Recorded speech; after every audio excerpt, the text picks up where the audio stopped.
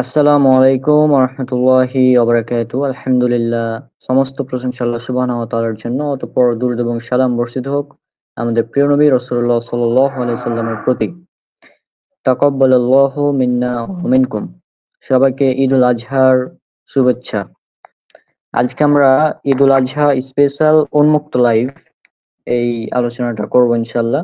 এখানে বেশ কিছু টপিকে আমরা কথা বলবো আরকি। আর লিংক উন্মুক্ত আছে, যে কেউ যুক্ত হতে পারেন, যে কেউ।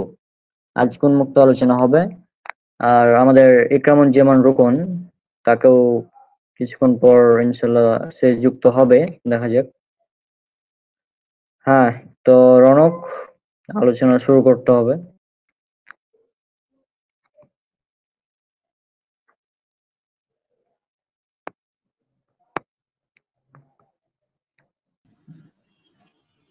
শোনা যাচ্ছে?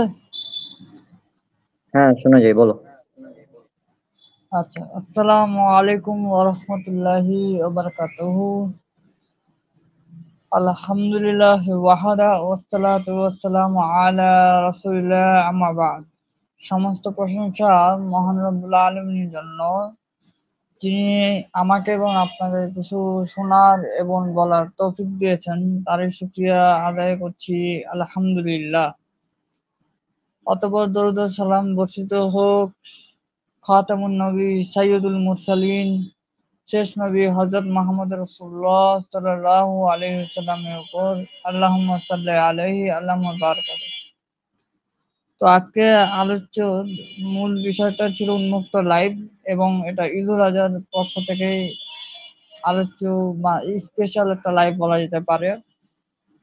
তো আজকে আমরা অনেকগুলো টপিক নিয়ে আলোচনা করা যায়, তার ভিতরে একটা হচ্ছে যে আমাদের কুরবানির বিষয়। তো মূলত আমাদের যে বাংলাদেশে আজকে আমরা দেখতেছি যে কুরবানির ব্যাপক মাসালা থাকে। এছাড়াও আমরা অনেকেই কুরবানির ইতিহাস হয়তোবা অনেকে জানি না পুরাপুরি। এছাড়াও অনেক মাসালা আছে যেগুলো খুবই আহ সূক্ষ্ম বিষয়। তো এগুলো বিষয়ে আমাদেরকে জানতে হয়, বা মানে জানার আগ্রহটা অনেকের থাকে, কিন্তু হয়তোবা অনেক কাছে যে যাওয়ার, কারো কাছে জিজ্ঞেস করার ওই সময়টা হয়তো পায় না। তো আজকে আমরা আলোচ্য মানে আলোচনা করার জন্য আমরা এখানে কুরবানির ইতিহাস, মানে হিস্টোরি, কুরবানি হিস্টোরি, এরপরে পাশে হচ্ছে কুরবানি মাসাইলের কিছু সূক্ষ্ম সূক্ষ্ম বিষয় নিয়ে আলোচনা করব। এছাড়াও আজকে আমার যেহেতু আলোচনাগুলো হয় সংক্ষিপ্ত এবং খুবই সূক্ষ্ম সূক্ষ্ম বিষয়গুলো আমি আলোচনা করার চেষ্টাটা করি। আমি আজকে মূলত কুরবানির ইতিহাস এবং কুরবানির সূক্ষ্ম সূক্ষ্ম কিছু মাসাইল বিষয় নিয়ে আলোচনা করব ইনশাআল্লাহ। আল্লাহ যেন তৌফিক দান করুন, আমিন। তো আজকে আমাদের আলোচনাটা শুরু করছি। তো কুরবানির যে ইতিহাস আমরা সবাই অনেকে জানি, যে পিতা ইব্রাহিম এবং ইসমাইল আলাইহিস সালামের সাথে একটা গভীর একটা ঘটনা, সম্পর্ক এটা ঘটে, যেটার মাধ্যমে এটার হুকুম আর বিধান এসেছিল। কুরবানির একটা মহত্ব আছে, যে কুরবানি মূলত এটাই পরিচয় দেয় যে একটা মুসলিম সে কতটুকু আল্লাহর ইবাদতে কাজ করছে, বা কতটুকু আল্লাহর ইবাদতের সাথে সে সম্পৃক্ত, অথবা কতটুকু সে ইবাদত করার চেষ্টা করছে। এটাও একটা কুরবানির একটা গুরুত্বপূর্ণ আমল হিসেবে থাকে। তো কুরবানির মূলত আরবিতেও কুরবান শব্দটা আছে, যদিও এই কুরবান শব্দটা ইংরেজিতে বলা হয় স্যাক্রিফাইস, আবার উর্দুতেও কুরবান শব্দটা আছে। আমরা যারা উর্দু বা হিন্দি ভাষায় জানি তারা অনেকে জানেন যে উর্দুতে কুরবান শব্দটা অনেক সময় খ্যাত বা বিখ্যাত আছে বিভিন্ন কথায়, চালচলনে। আপনারা যদি পাকিস্তানে যান অথবা ভারতে যান, আপনারা দেখবেন যে কুরবান শব্দটা খুবই ইউজফুল বা খুবই মানে ব্যবহারে খুবই দেখা যায়। তো কুরবান এটাও একটা আরবি শব্দ, যেটা হচ্ছে কুরবাতুন শব্দ থেকে উৎপন্ন হয়েছিল। তো কুরবান শব্দটা মূলত তিনটা জায়গাতে ব্যবহার হয়েছিল। একটা হচ্ছে সূরা আলে ইমরান 183 নম্বর আয়াত, সূরা মায়দার ২৭ নম্বর আয়াত এবং সূরা কাহফের ২৮তম নম্বর আয়াতে পাওয়া যায়। তো কুরবান শব্দটা আমরা ইসলামের পরিভাষায় এটাই বলা হয় যে কোনো কিছু আল্লাহর জন্য কোনো কিছু উৎসর্গ করা। আমরা সবাই জানি সূরা আল কাউসার, সূরা আল কাউসারের যে ২য় নম্বর আয়াতটা ছিল ফাসাল্লি লিরাব্বিকা ওয়ানহার, সালাত আদায় করো এবং কুরবানি করো একমাত্র তোমার রবের উদ্দেশ্যে। তো সেখানেও আমাদের একটা মানে স্যাক্রিফাইস করা বা ত্যাগ করা, হুম, বা কি বলবো একটা স্যাক্রিফাইস করে কোনো কিছু অর্জন করা, এরকম ক্ষেত্রে এটা ব্যবহার হয়। তো এবার আসি যে কুরবানির ইতিহাস। আমরা অনেকে মনে করি যে কুরবানির ইতিহাস মূলত শুরু হয়েছিল পিতা ইব্রাহিম আলাইহিসসালাম এবং ইসমাইল আলাইহিসসালামের মাধ্যমে। আসলে ইতিহাসটা আরো আগে থেকে হয়েছিল, কিন্তু হুকুম এবং বিধান এটা শুরু হয়েছিল পিতা ইব্রাহিম আলাইহিসসালাম এবং ইসমাইল আলাইহিসসালামের মাধ্যমে। পৃথিবীর সর্বপ্রথম কুরবানিটা শুরু হয়েছিল, সেটা মূলত পিতা আদম আলাইহিসসালামের ২ সন্তান, একজন হাবিল আর একজন কাবিলের। সূরা মায়দার ২৭ নম্বর আয়াতে আপনারা যদি লক্ষ্য করেন, সেখানে হাবিল আর কাবিলের একটা ঘটনা ঘটে। যে দুজনের ২টা গরু বা দুজনে একটা কুরবানি করেন এবং একজনেরটা কবুল হয় আরেকজনেরটা কবুল হয় না। তো একজন বলে যে আমার এই কুরবানিটা কবুল হলো না, এর জন্য আমি তোমাকে অবশ্যই হত্যা করব। অপরজন বলল যে আল্লাহ তো তাকওয়াশীলদের জন্য কুরবানি কবুল করে থাকেন। এটা হচ্ছে সূরা মায়দার ২৭ নম্বর আয়াতের ঘটনা। এই হাবিল এবং কাবিলের মাধ্যমে এই যাত্রাটা শুরু হয়েছিল। এছাড়াও বহু মুফাসসিরগণ এই আয়াতের তাফসীর করতে যেয়ে বলছেন যে পৃথিবীতে উনাদের মাধ্যমে এই হাবিল এবং কাবিল মানে আদম আলাইহিস সালামের ২ সন্তানের মাধ্যমে এটা যাত্রাটা শুরু হয়েছিল। কিন্তু হুকুম এবং বিধান মূলত পিতা ইব্রাহিম আলাইহিস সালাম এবং ইসমাইল আলাইহিস সালামের মাধ্যমে শুরু হয়। সূরা শাফাতের ১০০তম সূরা থেকে ১১১তম সূরা পর্যন্ত যদি আমরা দেখি, সেখানে পিতা ইব্রাহিম আলাইহিস সালাম এবং ইসমাইল আলাইহিস সালামের ঘটনা পুরোপুরি বর্ণনা করা হয়েছিল। আমি অনুবাদটা পড়ছি কারণ ওটা পুরো ইবারত সহ মানে আয়াতটা সহ পড়তে গেলে অনেক লম্বা হবে। আমার যেহেতু মানে আলোচনাগুলো আমি সংক্ষেপে বলার চেষ্টা করি, যাতে করে মানুষের যেন ধৈর্যটা যাতে না হারিয়ে যায়। তো ইব্রাহিম আলাইহিস সালাম যখন আল্লাহ তাআলা পবিত্র কোরআনে এই সূরা সাফাতে ১০০তম সূরা থেকে শুরু করছিলেন, যে বলা হয়েছে যে ইব্রাহিম আলাইহিস সালাম যখন আমার দোয়া কবুল করলো, মানে ইব্রাহিম আলাইহিস সালাম বললেন, হে আমার প্রতিপালক, আপনি আমাকে একটা সৎকর্ম পুত্র সন্তান দান করুন। অতঃপর আমি তাকে একটা অতি ধৈর্যশীল পুত্র সংবাদ দিলাম। অতঃপর সেখানে তার পিতার সাথে তার চলাফেরা বয়সে পৌঁছালো, মানে ইব্রাহিম আলাইহিস সালাম আর ইসমাইল আলাইহিস সালামের ঘটনা বলতেছে। এক এক সময় এসে একটা পর্যায়ে এসে ইব্রাহিম আলাইহিস সালাম তার ছেলে বড় ছেলে ইসমাইল আলাইহিস সালামকে বললেন, হে আমার ছেলে, আমি স্বপ্ন দেখেছি যে আমি তোমাকে জবাই করেছি। এখন তুমি বলো তোমার মতামত কি বা তোমার অভিমত কি? তখন ইসমাইল আলাইহিস সালাম তিনি পাল্টা উত্তর দিলেন, হে আমার পিতা, আপনাকে যা আদেশ করেছে আপনি তাই করুন। আল্লাহ চাইলে আপনি আমাকে ধৈর্যশীলদের অন্তর্ভুক্ত পাবেন। দুজনে যখন আল্লাহর উদ্দেশ্যে রাজি হয়ে গেল, আনুগত্যে রাজি হয়ে গেল, তখন ইব্রাহিম আলাইহিস সালাম তাকে কাত করে শুইয়ে দিলেন। তখন আমি তাকে ডাক দিলাম, মানে আল্লাহ সুবহানাহু ওয়া তাআলার কথা এখানে আসছে আবার, হে ইব্রাহিম, স্বপ্নের আদেশ তুমি সত্যি পরিণত করে ছাড়লে। এভাবে আমি সৎকর্মশীলদের প্রতিদান দিয়ে থাকি। অবশ্যই এটা ছিল সুস্পষ্ট একটা পরীক্ষা। এই ইব্রাহিম আলাইহিস সালামের এই পর্যন্ত যে কথাটা মানে আল্লাহ সুবহানাহু ওয়া তাআলা তাকে যে বলছেন, এটার মাধ্যমে এটা প্রমাণ হয় যে আমাদের ধৈর্যশীলও একটা পরীক্ষার অন্তর্ভুক্ত।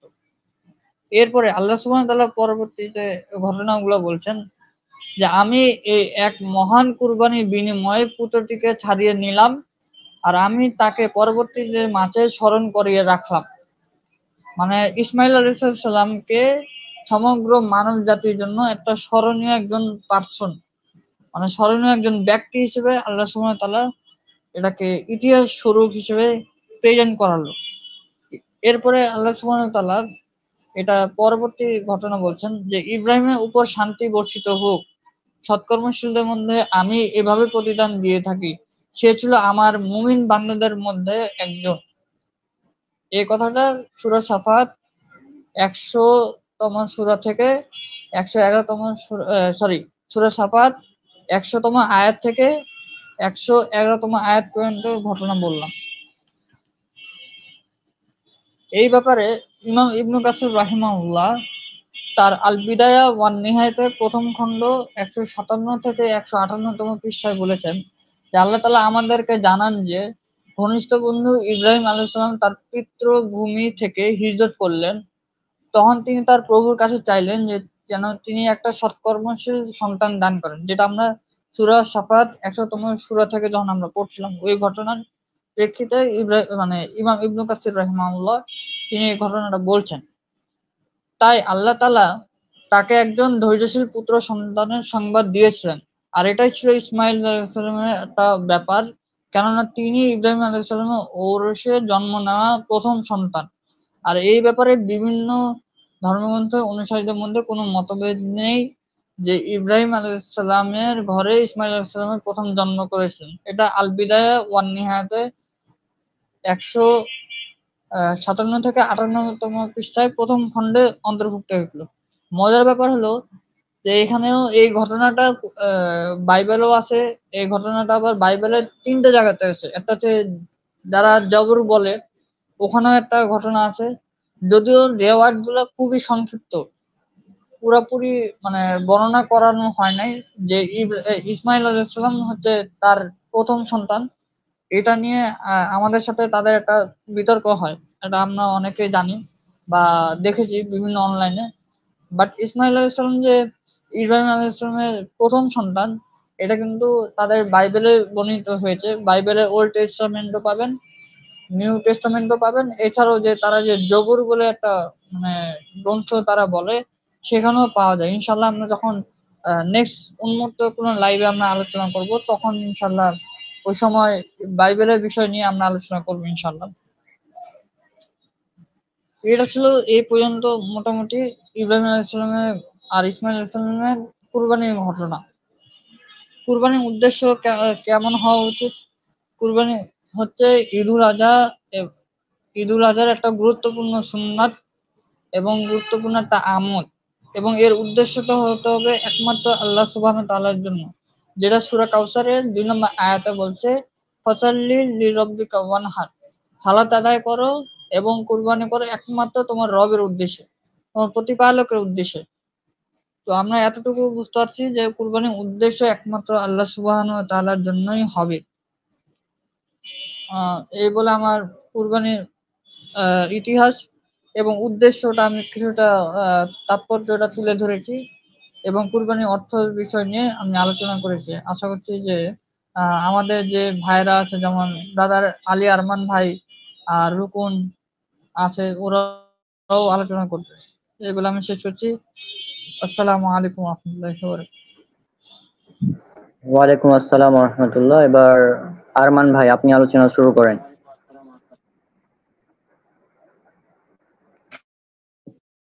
السلام عليكم ورحمة الله وبركاته. بسم الله الحمد لله والصلاة والسلام على رسول الله وعلى آله وصحبه أجمعين أما بعد. فقال الله تعالى في كلامه المجيد فصل لربك وانحر. فقال رسول الله صلى الله عليه وسلم إن الله لا ينظر إلى أجسامكم ولا إلى صوركم ولكن ينظر إلى قلوبكم وأعمالكم. সমস্ত প্রশংসা বিশ্বজগতের প্রতিপালক আল্লাহ রাব্বুল আলামিনের জন্য। দরুদ ও সালাম বর্ষিত হোক আমাদের প্রিয় নবীজি মুহাম্মদ রাসূলুল্লাহ সাল্লাল্লাহু আলাইহি ওয়াসাল্লাম।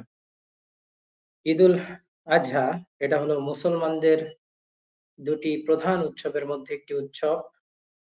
আর এই উৎসবকে কেন্দ্র করে বিভিন্ন রকমের পাপ কাজ হয়ে থাকে, যেমন ঈদুল আজহাকে উপলক্ষ করে। আর কিছু শিরক এবং বিদআতও হয়ে থাকে। যেমন ১ নম্বর, যে আমরা যখন ঈদের সলাত আদায় করি, ঈদের সলাত আদায়ের পরে আমরা সম্মিলিতভাবে মোনাজাত করি, ইমাম মুক্তাদি একত্রিতভাবে। এবং আমরা যখন কবর জিয়ারত করতে যাই নির্দিষ্ট একটা দিনকে খাস করে, তারপরে আবার সেখানে গিয়ে সম্মিলিতভাবে মোনাজাত করি। তো এই ধরনের কোন আমল আল্লাহ রসুল এবং তার সাহাবী রাদিয়াল্লাহু আনহু দের থেকে প্রমাণিত নয়। বিদআত ওই জিনিসটাকে বলা হয় যেটা দিনের মধ্যে নতুন সৃষ্টি এবং যেটা সওয়াবের উদ্দেশ্যে করা হয়, সেটাকে বিদআত বলা হয়। সহিহ বুখারী হাদিস নাম্বার 2697, মিশকাত হাদিস নাম্বার 140, আল্লাহ রাসূল সাল্লাল্লাহু আলাইহি ওয়াসাল্লাম বলেন, মান আমিলা আমালান লাইসা আলাইহি আমরুনা ফাহুয়া রাদ্দুন। যে ব্যক্তি আমাদের এই দিনে নতুন কিছু উদ্ভাবন করেছে যা এর অন্তর্ভুক্ত নয় তা প্রত্যাখ্যাত। সূরা মুহাম্মদ 47 নম্বর সূরা 33 নম্বর আয়াত মহান আল্লাহ বলেন, ইয়া আইয়ুহাল্লাযীনা আমানু আতিউল্লাহা ওয়া আতিউর রাসূলা ওয়া লা তুবতিলু আমালাকুম। হে ঈমানদারগণ, তোমরা আল্লাহর আনুগত্য করো এবং রাসূলের আনুগত্য করো, আর তোমরা তোমাদের আমলসমূহকে বিনষ্ট করো না। অর্থাৎ আমরা যদি কোনো আমল করি সেটা হতে হবে রাসূলুল্লাহ সাল্লাল্লাহু আলাইহি ওয়াসাল্লামের পদ্ধতি অনুযায়ী।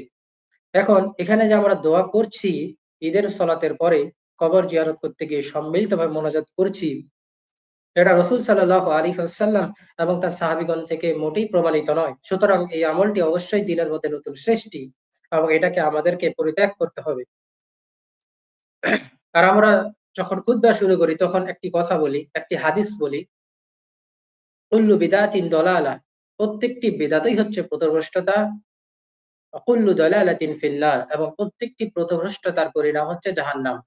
এবং সহিহ বুখারী 6585 নম্বর হাদিস অনুযায়ী যারা বিদআত করে তারা হাউজে কাউসারের পানি পান করা থেকে বঞ্চিত হবে।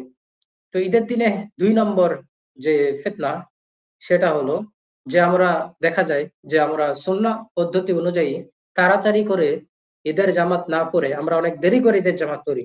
যার কারণে দেখা যায় যে আমাদেরকে অনেক সময় না খেয়ে থাকতে হয়। তারপরে এই গোশত কাটতে, কাটতে দেখা যায় জোহর হয়ে গেছে। যারা বড় গরু জবাই করে তাদের গোশত কাটতে, কাটতে জোহরের সময় হয়ে যায়। আবার অনেকে ঈদের আনন্দে এতটাই মেতে থাকে যে তারা যে সলাত আদায় করতে হবে, তাদের যে নামাজ আদায় করতে হবে ফরজগুলা, এগুলো তারা ছেড়ে দেয়। তারা ঘোরাঘুরিতে ব্যস্ত হয়ে যায়। আমাদের যে সলাত আদায় করতে হবে এটা আমাদের ভুলে গেলে চলবে না। সূরা তোহা ২০ নম্বর সূরা ১৪ নম্বর আয়াত মহান আল্লাহ বলেন, ওয়াকিমিস সলাতা লিযিকরি। আর তুমি সলাত কায়েম করো আমাকে স্মরণ করার জন্য।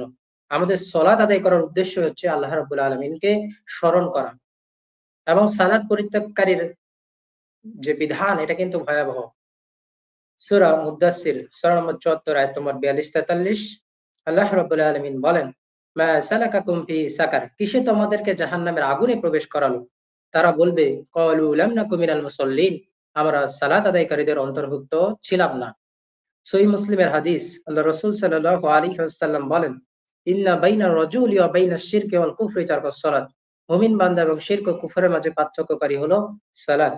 মান তারাকাস সালাতা মুতাআম্মিদান ফাকাদ কাফারা। যে ব্যক্তি সালাত পরিত্যাগ করলো ওই ব্যক্তি যেন কুফরি করলো অথবা কাফের হয়ে গেল। সুতরাং আমাদেরকে সালাত কোনো মতেই মিস করা যাবে না। আল্লাহর স্মরণ থেকে গাফেল হওয়া যাবে না, আমরা যতই ব্যস্ত থাকি না কেন কুরবানির দিনে। ৩ নম্বর যে ফিতনা সেটা হলো আতশবাজি ফুটানো। অর্থাৎ বিভিন্ন জায়গায় বম ফুটানো হয় এবং এই বম ফুটানোর মাধ্যমে মানুষকে যেমন ডিস্টার্ব দেওয়া হয়, পশু-পাখিকেও ডিস্টার্ব দেওয়া হয়। রাস্তার মধ্যে এগুলো ফুটানো হয়, যার ফলে দুর্ঘটনার একটা সম্ভাবনা থাকে। একে অপরের সাথে মারামারি লাগার একটা সম্ভাবনা থাকে। তো এই ধরনের কাজগুলো থেকে বিরত থাকতে হবে। সুনানে আবু দাউদ হাদিস নাম্বার 4031, রাসূল সাল্লাল্লাহু আলাইহি ওয়াসাল্লাম বলেন, মান তাশাব্বাতা বিকওমিন ফাহুয়া মিনহুম। যে ব্যক্তি বিজাতীয়দের সংস্কৃতি অবলম্বন করবে সে তাদের দলভুক্ত বলে গণ্য হবে। অর্থাৎ মুসলমানদের সংস্কৃতি এটা নয় যে তারা বম ফুটাবে রাস্তার মধ্যে। সুতরাং এই যে কাজটি রয়েছে এই কাজটি থেকে আমাদেরকে বিরত থাকতে হবে। ৪ নম্বর যে কাজ, যে নিষিদ্ধ কাজ সেটা হলো যে এই ঈদের সময়ে যারা ব্যভিচার এটা বিস্তার লাভ করে। কিভাবে বিস্তার লাভ করে?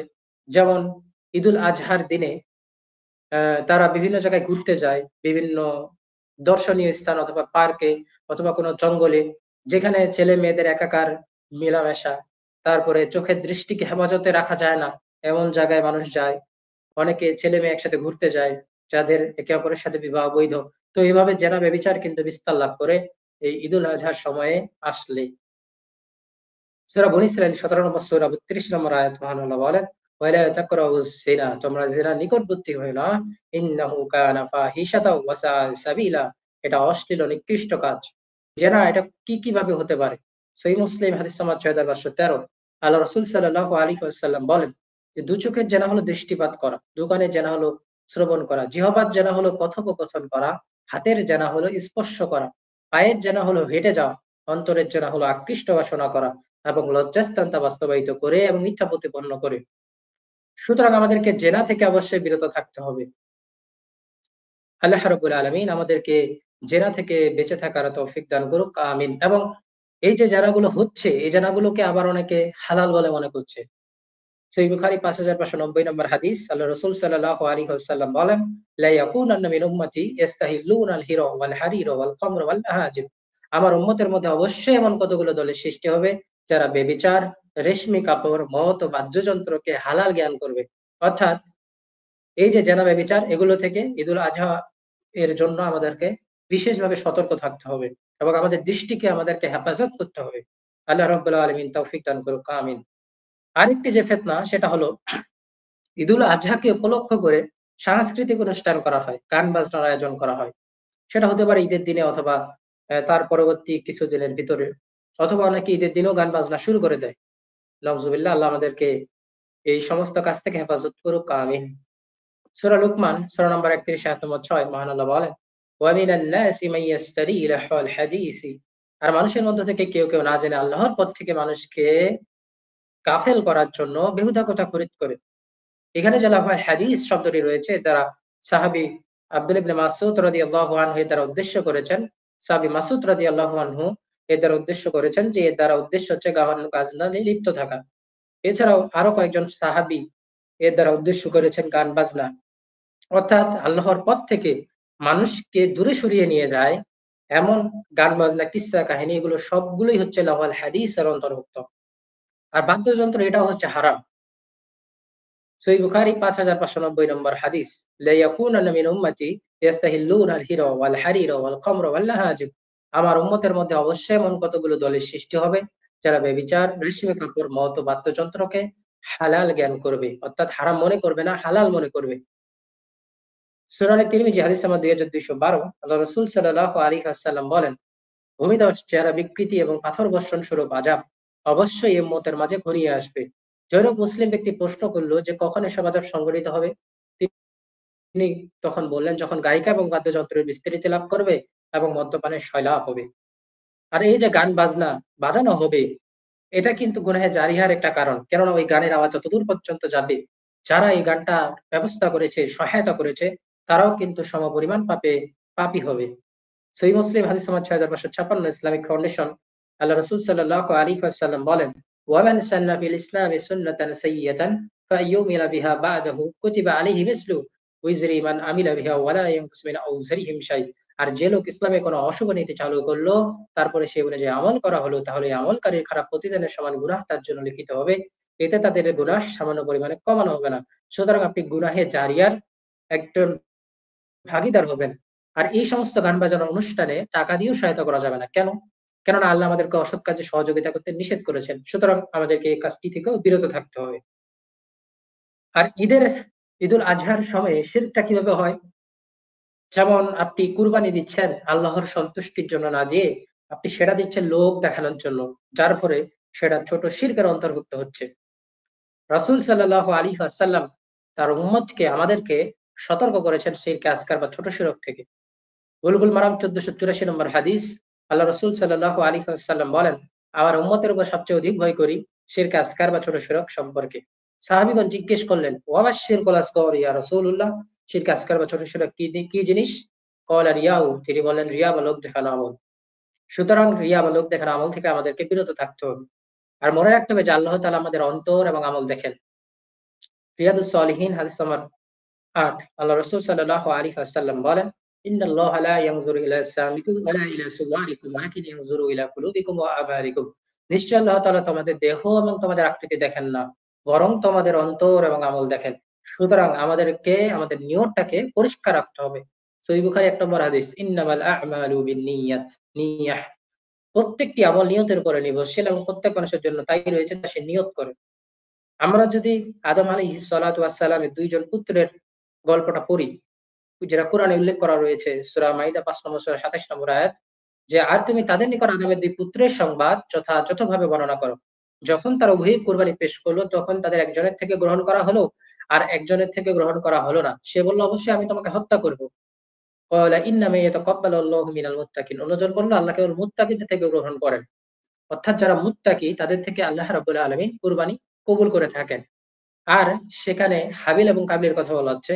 হাবিল সে পশুপালন করত, তো সে একটি উত্তম দুর্বা কুরবানির জন্য পেশ করে। আর কাবিল সে পেশ করে হচ্ছে নিকৃষ্ট প্রকারের শস্য, যার কারণে আসমান থেকে আগুন এসে হাবিলের কুরবানি নিয়ে যায়, কাবিলের কুরবানি সেটা কিন্তু নিয়ে যায় না। আর এ কারণেই কাবিল হাবিলকে বলে যে অবশ্যই আমি তোমাকে হত্যা করব। তখন হাবিল কাবিলকে বলে, ক্বালা ইন্নামা ইয়াতাকাব্বালুল্লাহু মিনাল মুত্তাকিন। আল্লাহ কেবল মুত্তাকিদের থেকে গ্রহণ করেন। মুত্তাকি কারা? যারা আল্লাহ রাব্বুল আলামিনকে ভয় করে এবং সমস্ত অন্যায় কাজ থেকে বিরত থাকার চেষ্টা করে বা বিরত থাকে। এরাই হচ্ছে মুত্তাকি।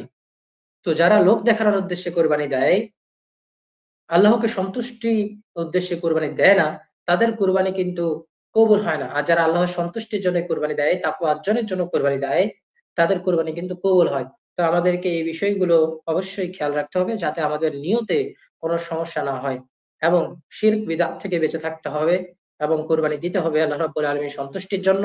বিদআতি কাজগুলো থেকে বিরত থাকতে হবে এবং আমাদেরকে চেষ্টা করতে হবে যাতে ঈদের জামাত এটা তাড়াতাড়ি করে করা যায়, সুন্নাহ পদ্ধতিতে করা যায়। তো আল্লাহ রাব্বুল আলামিন আমাদেরকে কবুল করুক এবং আমাদেরকে এই সমস্ত বিষয় থেকে বেঁচে থাকার তৌফিক দান করুক।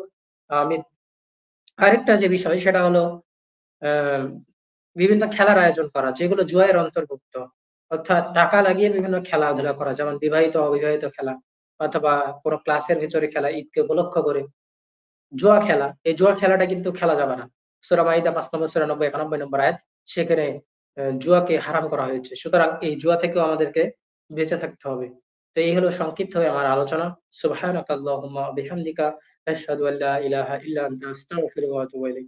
আসসালামু আলাইকুম ওয়া রাহমাতুল্লাহি ওয়া বারাকাতুহু। ওয়ালাইকুম আসসালাম রহমতুল্লাহ। জি, জাজাকাল্লাহ খৈরান ব্রাদার আরমানকে। আর এবার আলোচনা করো রুকন। হ্যাঁ, শুরু করো। আছো? السلام عليكم ورحمة الله وبركاته. إن الحمد لله وحده والصلاة والسلام على من لا نبي بعده وعلى آله وأصحابه أجمعين، أما بعد. فأعوذ بالله من الشيطان الرجيم. بسم الله الرحمن الرحيم. إن الصلاة والنسك ومحياي ومماتي لله رب العالمين، أما بعد. সকল প্রশংসা আল্লাহ সুবহানাহু ওয়া তাআলার জন্য। দরুদ এবং সালাম বর্ষিত হোক বিশ্বনবী মুহাম্মদ সাল্লাল্লাহু আলাইহি ওয়াসাল্লামের উপর।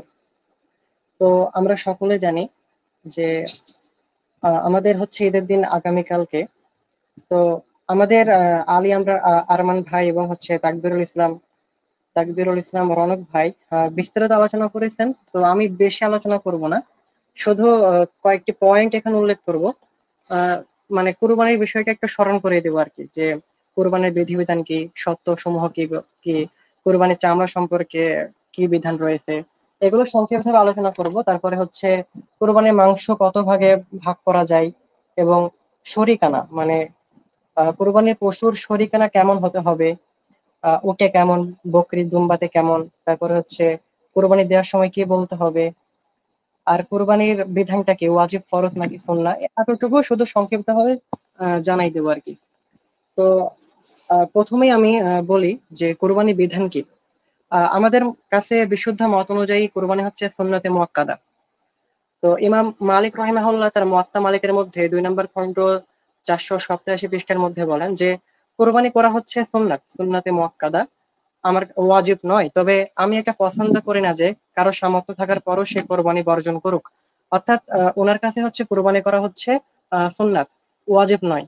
আর তিনি একটা পছন্দ করেন না সামর্থ্য থাকার পর কেউ কোরবানি বর্জন করুক। ইমাম শাফি রহিমাহুল্লাহ কিতাবুল উমের মধ্যে বলেন 1 নম্বর খণ্ড 221 পৃষ্ঠায় যে ওনার কাছে হচ্ছে সুন্নতে মুআক্কাদা কুরবানি করা।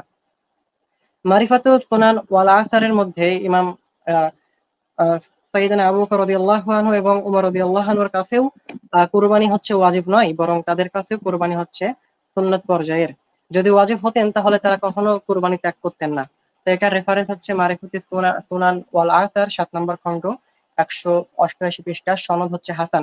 ইমাম বুখারী রহিমাহুল্লাহ তার সহিহ বুখারীর মধ্যে 5545 নম্বর হাদিসের পূর্বে তিনি অনুচ্ছেদ নিয়ে আসছেন যে কুরবানি করা হচ্ছে সুন্নাত। তো সংক্ষিপ্ত আলোচনা করলাম যে কুরবানি করার বিধানটা হচ্ছে সুন্নাত, এটা ফরজ বা ওয়াজিব নয়। যদি ফরজ বা ওয়াজিব হতেন তাহলে আবু বকর রাদিয়াল্লাহু আনহু এবং উমর রাদিয়াল্লাহু আনহু কখনোই কুরবানি ত্যাগ করতেন না। তো একটা হাদিস রয়েছে আহ সহিহ মুসলিমের মধ্যে 1977 নম্বর হাদিস। সেখানে রাসূল সাল্লাল্লাহু আলাইহি সাল্লাম বলছেন যে যখন জিলহজের তোমরা চাঁদ দেখতে পাবে তখন তোমরা তোমাদের মধ্যে যে কুরবানি করার ইচ্ছা পোষণ করে সে যেন চুল, নখ, পশমের রোম এবং নাভির নিচের রোম কাটা থেকে বিরত থাকে। তো এখানে হাদিসের ভাষ্য এমন যে তোমাদের মধ্যে যে কুরবানি করার ইচ্ছা পোষণ করে। তো এই ভাষ্য থেকে ইমাম ইবনে হাজাম আন্দালুসি রাহিমাহুল্লাহ তার কিতাবুল মুহাল্লা এর মধ্যে মাসালা নাম্বার 973 7 নম্বর খণ্ড 355 পৃষ্ঠার মধ্যে বলেন যে এখানে কুরবানি করার ইচ্ছা পোষণ করে এই কথা দ্বারা ওয়াজিব বা ফরজ উদ্দেশ্য নয়, বরং এটা দ্বারা উদ্দেশ্য হচ্ছে সুন্নাত। আর আবু বকর রাদিয়াল্লাহু আনহু এবং উমর রাদিয়াল্লাহু আনহু তারা কুরবানি মাঝে মধ্যে ত্যাগ করতেন, কুরবানি করতেন না। এটা একটা বাইহাকির মধ্যে আসছে 5633 নম্বর হাদিসের মধ্যে শেখ জুবাইর আল-জাহি রাহিমাহুল্লাহ হাদিসকে হাসান বলেছেন। তো সামগ্রিকভাবে এটা আলোচনা করলাম যে অধিকাংশ আলেমের মতে এটাই যে কুরবানি করা হচ্ছে সুন্নতে মুআক্কাদা, এটা ওয়াজিব না বা ফরজ নয়। তো 4 ইমামের মধ্যে ইমাম মালিক এবং ইমাম শাফির মতো উল্লেখ করলাম। ইমাম আবু হানিফার মতে ওয়াজিব, তবে ওয়াজিব হওয়ার স্পষ্ট কোনো দলিল নেই। দ্বিতীয়ত আমাদের আলী আরমান ভাই আলোচনা করেছেন যে কুরবানির শর্ত কেমন হতে পারে, মুত্তাকি হতে হবে, আরো বিভিন্ন বিষয় তিনি আলোচনা করলেন। তো আমি এই বিষয়ে বিস্তারিত আলোচনা করব না, শুধু এতটুকু বলবো যে একজন কুরবানিদাতাকে অবশ্যই সহিহ আকীদার অনুসারী হতে হবে। তাকে শিরিক, বিদআত, কুফরি বিভিন্ন বিষয় থেকে তাকে বিরত থাকতে হবে। তো এখানে আরেকটা বিষয় চলে আসে এই কথার মধ্যে যে যে ব্যক্তি সালাত আদায় করে না তার কি কুরবানি হবে নাকি হবে না। তো এখানে বিষয়টা নিয়ে ইখতিলাফ হয়েছে। যে ব্যক্তি তো আমার কথা যেটা সেটা হলো যে যে ব্যক্তি একেবারে সালাত আদায় করে না, অর্থাৎ এক ওয়াক্তই পড়ে না, অর্থাৎ বছরে একদিন পড়ে কি সন্দেহ, এমন ব্যক্তি আহ এমন ব্যক্তি হচ্ছে কাফের, এমন ব্যক্তি মুসলমান নয়। কারণ সে অহংকার বশত এমনকি ইচ্ছাকৃত ভাবেই তিনি হচ্ছে সালাত বর্জন করেছেন। তো কাফিরের জন্য কোরবানি দেওয়ার কোনো প্রয়োজন নাই, কারণ তার তো সালাত, তার ইমানই নাই। যার ইমান নাই তার কোরবানি দেওয়ার কোনো প্রয়োজন নাই। তবে যে ব্যক্তি সালাত আদায় করে মাঝে মাঝে ত্যাগ করে অলসতা বশত, তো বিশুদ্ধ মত অনুযায়ী ওই ব্যক্তি হচ্ছে ফাসিক, ফাসিক হিসেবে গণ্য হবে। আর তার কুরবানি কবুল হবে আর কি। তবে তিনি কুরবানি করাবেন এমন ব্যক্তির দ্বারা যিনি নিয়মিত সালাত আদায় করেন, এমন ব্যক্তির দ্বারা তিনি কুরবানি করাবেন। আচ্ছা, দ্বিতীয়ত হচ্ছে কুরবানি করার জন্য যেটা করতে হবে সেটা হচ্ছে জিলহজ মাসের চাঁদ দেখার পূর্বে তাকে নিয়ত করতে হবে যে সে কুরবানি দিবে কিনা। আল্লাহ রাসূল হাদিসের মধ্যে বলছেন যে তোমাদের মধ্যে যে কুরবানি করার ইচ্ছা পোষণ করে সে যেন আহ, মানে তার চুল, নখ, তারপরে বগলের পশম, তারপরে হচ্ছে নাভির নিচের রোম ইত্যাদি কাটা থেকে যেন বিরত থাকে। তো ইচ্ছা, এখানে কুরবানি করার ইচ্ছা পোষণ দ্বারা নিয়ত উদ্দেশ্য। সহিহ মুসলিমের 1977 নম্বর হাদিস। আর এখানে আরেকটি বিষয়, যে যদিও বিষয়টি ইখতিলাফি, যে যে ব্যক্তির সামর্থ্য নেই এমন ব্যক্তির কুরবানি কিভাবে দিবে সে। তো সুনানে আবু দাউদের মধ্যে একটা হাদিস আছে 2789 নম্বর হাদিস। আমাদের কাছে হাদিসের সনদের মান হচ্ছে হাসান। শাইখ জুবাইর আল-জাহি রাহিমাহুল্লাহ এবং শাইখ শুআইব আরনাউত রাহিমাহুল্লাহ সনদকে শক্তিশালী বলেছেন, জুবাইর আল-জাহি হাসান বলেছেন সনদকে। তো ওখানে মূলত হাদিসের পরিভাষা কেমন যে যে ব্যক্তি কুরবানি দেওয়ার সামর্থ্য রাখে না, অর্থাৎ কুরবানি দেওয়ার তার কিচ্ছু নাই, সে যেন তার চুল, নখ এগুলো কাটা থেকে বিরত থাকে। চুল, নখ, নাভির নিচের রোম, বগলের পশম এগুলো কাটা থেকে যেন বিরত থাকে। সে কুরবানি দিবে না, তারপরেও তিনি এমনটা করবেন। এমনকি পরিবারের সকল সদস্য যারা পরিবারের পক্ষ থেকে একটা কুরবানি যথেষ্ট, তো যারা কুরবানি দিচ্ছে না তারাও যেন এগুলো কাটা থেকে বিরত থাকে যাতে সে কুরবানির সওয়াবটুকু পায়। এখন এখানে প্রশ্ন জাগতে পারে যে যে ব্যক্তি উট কোরবানি দিবে আর যে ব্যক্তি নখ চুল কাটবে না তাদের উভয়ের কোরবানি কি সমান হবে কিনা। না, এখানে উভয়ের কোরবানি কখনোই সমান হবে না। এর কারণ হচ্ছে রাসূল সাল্লাল্লাহু আলাইহি সাল্লাম বলেছেন হাদিসের মধ্যে যে সবচাইতে উত্তম কুরবানি হচ্ছে উট, তারপরে হচ্ছে গরু। এভাবে আল্লাহ রাসূল স্তর বিন্যাস করেছেন। সুতরাং যার একেবারেই কিচ্ছু নাই, সামর্থ্য নেই, সে যেন চুল নখ কাটা এগুলো থেকে বিভিন্ন বিষয় কাটা থেকে বিরত থাকে, তাহলে সেও কুরবানির সবটুকু পাবে ইনশাল্লাহ। তো আরেকটি বিষয় আলোচনা করবো, সেটা হলো যে কুরবানির চামড়া কি করবে। সবচাইতে বিশুদ্ধ মত অনুযায়ী কুরবানির চামড়া হচ্ছে মিসকিনকে বন্টন করে দিতে হবে। আলী রাদিয়াল্লাহু আনহু থেকে এমনটাই বর্ণিত হয়েছে সহিহ মুসলিমের 1300 মানে 1317 নম্বর হাদিসের মধ্যে। আর কুরবানির চামড়া কখনোই কসাইকে দেওয়া জায়েজ নয়। ভুল করেও কসাইকে কুরবানির চামড়া দেওয়া যাবে না।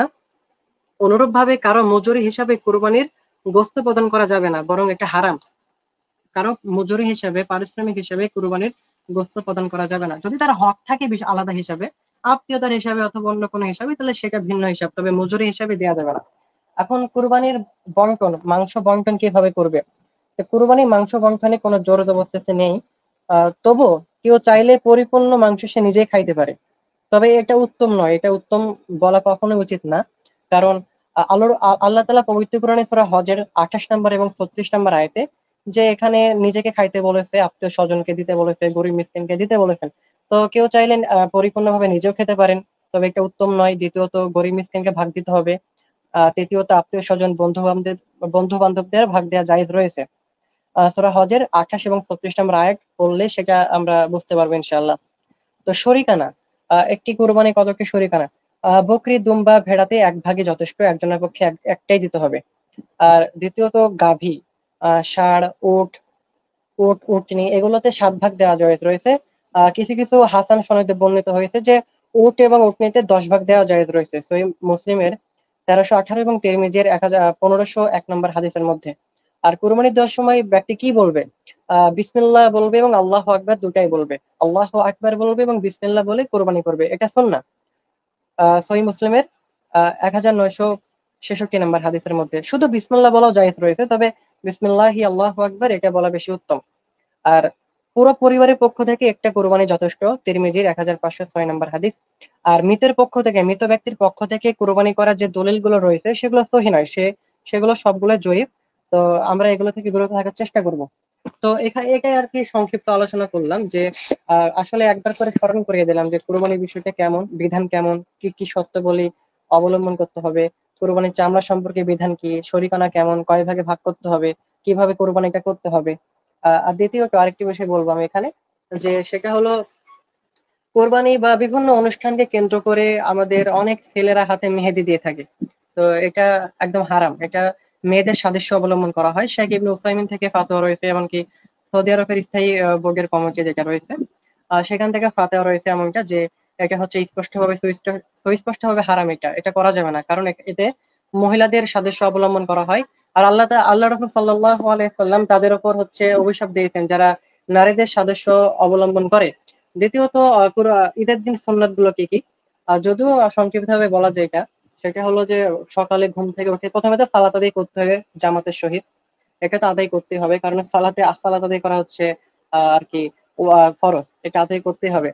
আরেকটি বিষয় আলোচনা করা যায় তো এখানে, যে ঈদের সালাত কি ফরজ নাকি সুন্নতে মুআক্কাদা। তো এই বিষয়টা নিয়ে ইমামদের মধ্যে, আহলুল ইলমের মধ্যে হচ্ছে ইখতিলাফ রয়েছে। এমনকি সালাফি আলেমদের মধ্যে ইখতিলাফ রয়েছে। আমি কিছুক্ষণ আগে বিষয়টা নিয়ে দেখলাম যে আহ, শাইখ গোলাম মুস্তাফা জহির আমানপুরে হাফিজাহুল্লাহ তিনি বলেছেন যে এটা ফরজ। তো যদিও তিনি বেশ কিছু দলিল উল্লেখ করেছেন, তবে আমরা যেটা জানি, যেটা মানি, সেটা হলো এটা হচ্ছে সুন্নতে মুআক্কাদা। এটাই অত্যাধিক বিশুদ্ধ মত মনে হয়। তবে আমাদের যেটা উচিত যে আমরা কখনো ঈদের সালাত ত্যাগ করব না, বরং আদায় করব।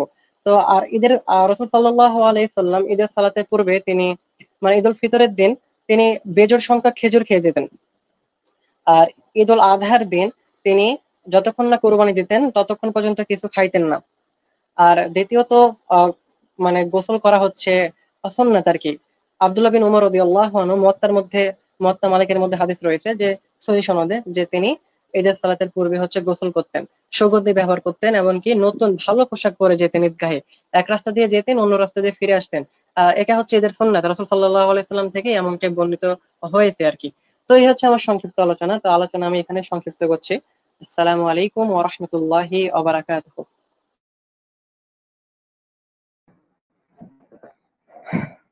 ওয়ালাইকুম আসসালাম ওয়া রাহমাতুল্লাহ। আলোচনা সুন্দর ছিল, সবাই খুবই গুরুত্বপূর্ণ আলোচনা করেছেন। তা আমি এখানে জাস্ট একটু টাচ দেবো আর কি। সেটা হচ্ছে যে আহ তাকবিরুল ইসলাম রনক যেটা প্রথমে বললো আর কি, হ্যাঁ, যে হাবিল এবং কাবিলের ঘটনা, এই ঘটনা কিন্তু বাইবেলের মধ্যেও আছে।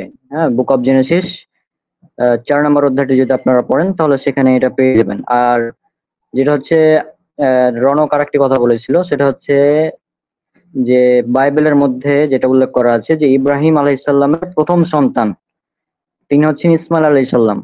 এটা বাইবেল একদম সুস্পষ্ট ভাবে উল্লেখ করা আছে।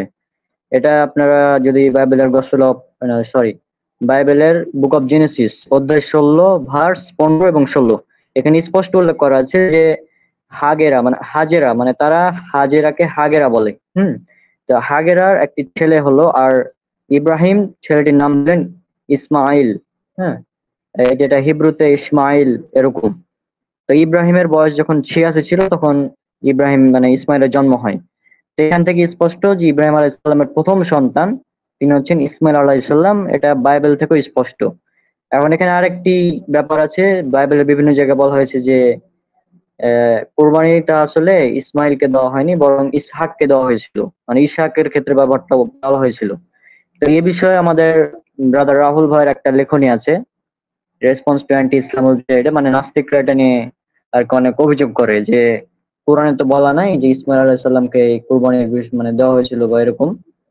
তারা মানে এরকম মানে বলে আর কি, খ্রিস্টান মিশনারিরাও বলে। সেখানে আর কি এই বিষয়টা উল্লেখ করা আছে। আর এখানে আরো একটা বিষয় যে কিছুদিন থেকে অনেক মানে আমাদের এই শেখ মীর মুয়াজ্জেম হোসেন সাইফি তার একটা বক্তব্য খুব মানে চলছে আর কি ভাইরাল, যে তিনি নাকি ঈদের তাকবীরকে মানে ঈদের যে তাকবীর আমরা দিই, এটাকে নাকি তিনি জাল বলেছেন। তো এটা আসলে তিনি ঈদের তাকবীরকে জাল বলেননি, মূলত তিনি বলেছেন যে প্রচলিত যে তাকবীর এটা রাসূল সাল্লাল্লাহু আলাইহি সাল্লাম থেকে প্রমাণিত কোনো হাদিস নেই, তিনি এটা বলেছেন। হ্যাঁ, আর সাহাবী আব্দুল্লাহ ইবনে মাসউদ রাদিয়াল্লাহু আনহু থেকে যে তাকবীরটা বর্ণিত হয়েছে তিনি সেটা উল্লেখ করেছেন। আচ্ছা রুকন, তুমি যদি এই বিষয়ে আর একটু কথা বলতে তাহলে ভালো হতো, এই তাকবীরের বিষয়টা ঈদের। আসসালামু আলাইকুম ওয়া রাহমাতুল্লাহি ওয়া বারাকাতুহু। হ্যাঁ, ঈদের হ্যাঁ, এই যে তাকবীর ঈদ। বিষয়টা নিয়ে বলা যায়। জি জি জি। বিষয়টা নিয়ে আমি দেখলাম অনেক ব্যাপকভাবে লেখালেখি চলছে, এমনকি আহ, সাইফি মনে হয়, মীর মুজাফফর হোসেন সাইফি নাকি যেন নাম, তিনি একটা বক্তব্য দিয়েছেন। যে সেখানে বলেছেন যে তাকবীর হচ্ছে জাল আর কি, এমন কিছু। তো মূলত সনদ যদি জাল হয় তাহলে জাল তো বলতে হবে, তাই না? রাসূল সাল্লাল্লাহু আলাইহি সাল্লাম থেকে ঈদের কোনো তাকবীরই প্রমাণিত নেই, একটা তাকবীরও প্রমাণিত নেই যে রাসূল সাল্লাল্লাহু আলাইহি সাল্লাম তাকবীর দিয়েছেন। তাকবীরটা কোথায় যে যে 4 দিন বা 5 দিন যে তাকবীরটা দিতে হয়, আহ, মানে সেটা হলো যে ইয়ের দিন থেকে, মানে আরাফার দিন থেকে শুরু করে যে ঈদের যে পরবর্তী 3 দিন থাকে, এই যে এই 4 থেকে 5 দিন যে তাকবীরটা দিতে হয় প্রতি ফরজ সালাতের পর।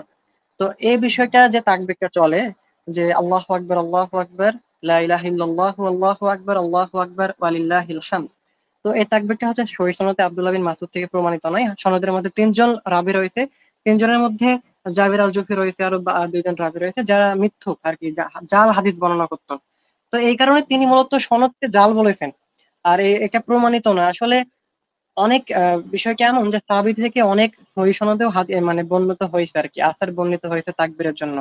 যেমন একটা তাকবীর রয়েছে আল্লাহু আকবার কাবীরান আল্লাহু আকবার কাবীরান আল্লাহু আকবার আজাল্লু আল্লাহু আকবার ওয়ালিল্লাহিল হামদ, এটা প্রমাণিত।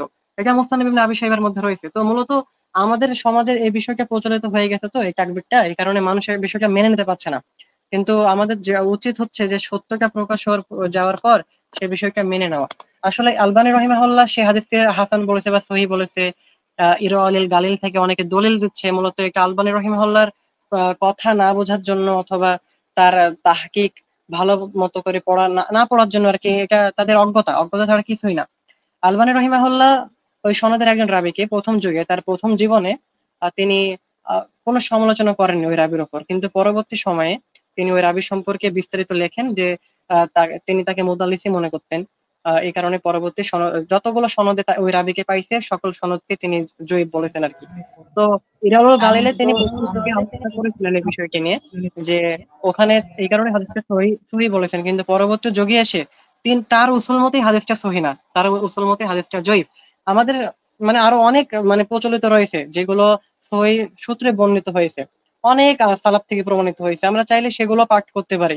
আর যেটা জাল ভাবে প্রমাণিত হয়েছে সেটা না পাঠ করাই উত্তম। আপনাদের সামনে যেটা বলবো যে যেটা সহিহ ভাবে প্রমাণিত পেয়েছেন আপনি, বা যদি এমন হয় যে আপনার কাছে সহিটা পৌঁছায়নি, এতদিন আমল করে আসছেন ওইটা, তাহলে সমস্যা তো নাই। আপনি যখন জানবেন, জানবেন, তখন হকটা মেনে নিন। নতুন ভাবে এক তাকবীর কত বড়ই হয়, 2 থেকে 3 লাইনের। হ্যাঁ, অনেক ছোট তাকবীর আছে, সালমান ফার্সি রাদিয়াল্লাহু আনহু থেকেও তাকবীর প্রমাণিত আছে সহিহ সনদে, মাত্র 1 লাইনের চেয়েও তো অনেক কম। তো এগুলো আপনারা পড়ুন। জাল জয়ীফের পর আমল করে তো লাভ নাই, তাই না? তো আমাদের যেটা উচিত সেটা হলো যে আমাদের সালাফদের থেকে এই তাকবীর গুলো প্রমাণিত, তবে তিনি বলতে চাইছেন আর কি যে সরাসরি সাহাবী থেকে একটা প্রমাণিত নয়, মানে আব্দুল্লাহ ইবনে মাসউদ থেকে ওই তাকবীরটা প্রমাণিত নয়। তবে সালাফদের থেকে অনেকেই এই তাকবীরটা তাদের কিতাবে উল্লেখ করেছেন, আমি যেটা দেখলাম অনেকে উল্লেখ করেছেন। এমনকি ভিন্ন সনদেও অনেকের থেকে এই বিষয়টা প্রমাণিত হয়েছে।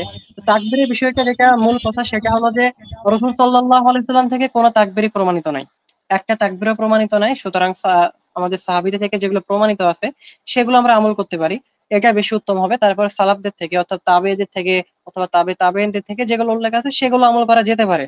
আর কেউ আমল করলে সেগুলোকে আমরা বিদআত বলবো না, কারণ অনেক সালাফ সেগুলো আমলে নিয়েছেন। আর তাকবীরের বিষয়টি যেহেতু রাসূল সাল্লাল্লাহু আলাইহি ওয়াসাল্লাম থেকে প্রমাণিত নেই, এই কারণে সালাফদের আমল থেকে আমল করলে কোনো সমস্যা হবে না ইনশাআল্লাহ। আর এই বিষয়টা এত মাতামাতি না করে, তাকবীর যেহেতু আল্লাহ তাআলা কোরআনের মধ্যে স্পষ্ট বলেছেন, এই তাকবীরের দেওয়ার কথাও বলেছেন সূরা বাকারার মধ্যে।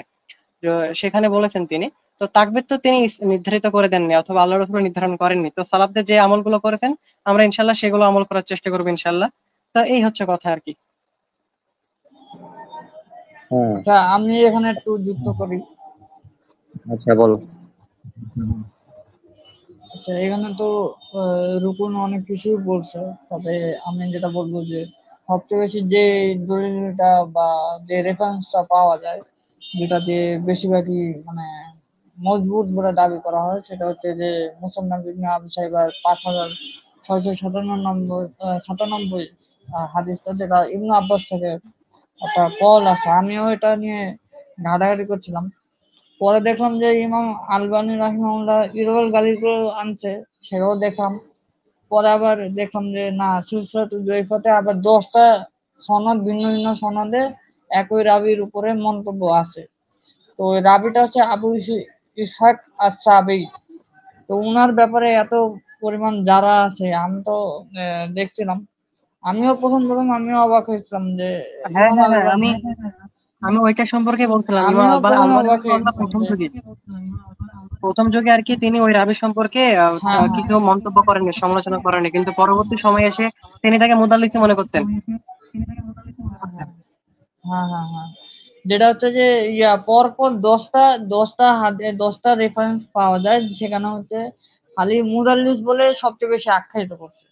যেমন সিলসিলাতুল যঈফা আল মওজুআতে পাওয়া যায় আপনার 1751তম হাদিস, 3042 নম্বর হাদিস, 4150 নম্বর হাদিস, তারপরে 6690 নম্বর হাদিস, 6015 নম্বর হাদিস। এগুলো হাদিসে তাহাকিক করতে গিয়ে এমন ভাবে অভিযোগ করছে যে এই অভিযোগ থেকে আপনি কখনোই মানে বিরত থাকতে পারবেন না। কখনো বলেছে মুদাল্লিস, কখনো বলছে স্মৃতিশক্তি সমস্যা, কখনো আরো অনেক কিছু বলছে, অনেক কিছু মানে হুকুম উনি দিয়েছে।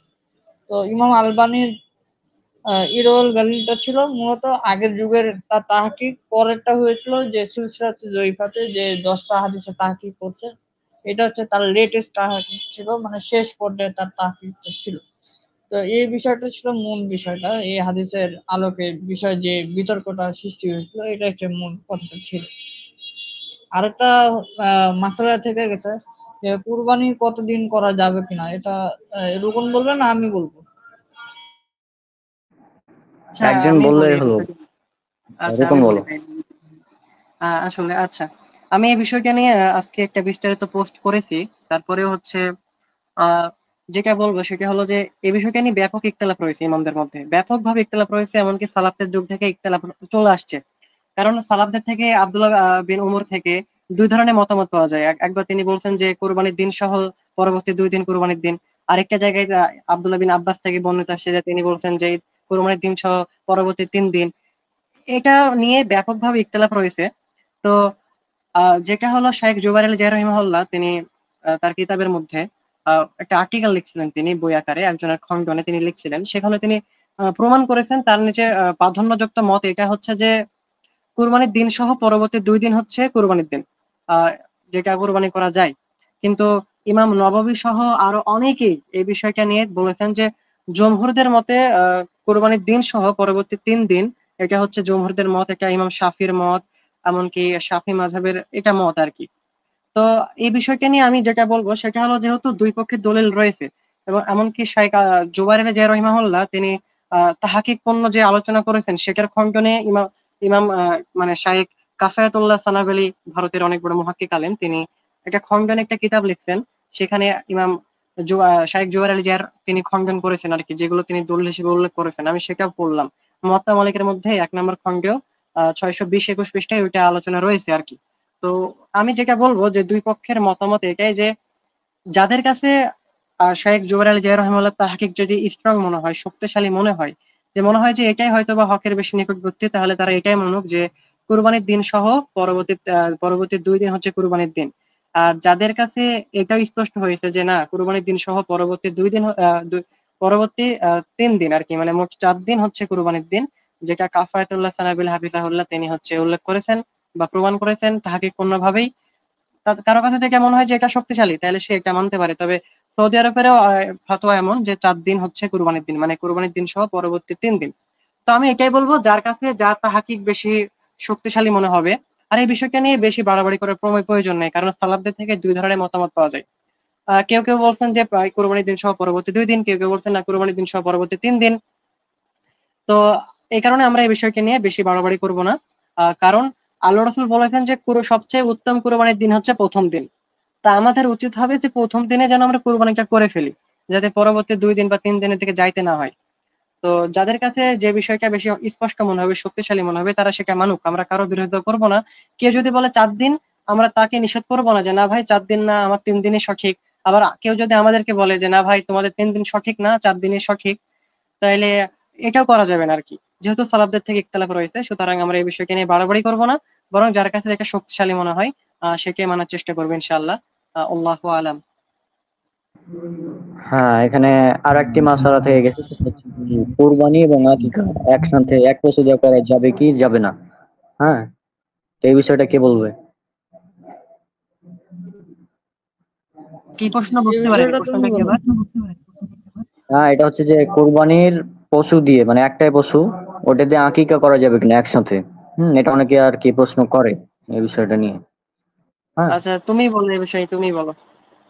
এই বিষয়ে তো আমার ডিটেলস তেমন জানা নাই, তোমরা বললে ভালো হয়।